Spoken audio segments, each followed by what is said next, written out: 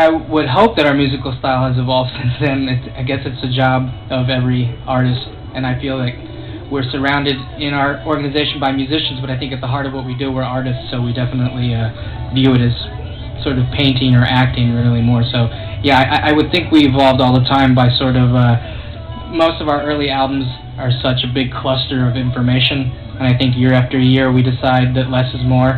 And I think over the years we sort of apply the appreciation of someone as simplistic as, let's say, like Ringo Starr, and we kind of, up till now, we're starting to use that and starting to rebel against a lot of what we're known for.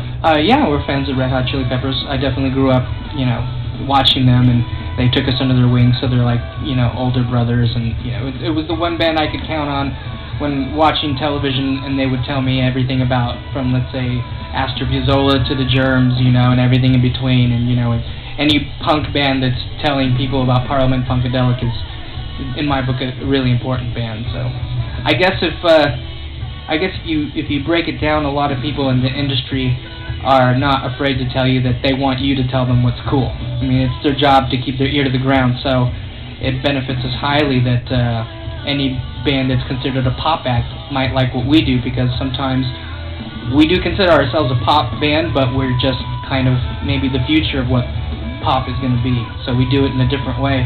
So it helps us because, anyone that's like a fan of, let's say, John Frusciante, and doesn't know anything else, and they're just Red Hot Chili Peppers fans, if they listen to what he says, and he has a lot of good taste in music, if they listen to that, then it'll benefit us, you know what I mean? It's sort of like a walking social network, a human social network, so it benefits us a lot. My experience here in Australia has always been fantastic. I think I consider ourselves to be locals. We play here when it's not festivals. We play here when it is festivals, and we've made a record here too. Our second record was recorded here, so it's just, we've always had this infatuation, at least Omar and I, ever since At the Drive-In. We just knew we'd always be coming back here, and some of our favorite artists are from here, whether it be the Bad Seeds or Grinderman and, stuff like that, Radio Birdman, things like that. When we're playing older material, we've kind of always taken this page out of krautrock and bands like Can, where sometimes it's recognizable, sometimes it's not recognizable, and I think if you were there for that time when it actually came out, then you were lucky, and that's your snapshot for it. But I even learned at a young age, even watching something like Kiss, it doesn't sound like the record. It never will sound like the record, and if it does, sorry, but I think your band is boring. If that's the way it is, that's what Vegas is for.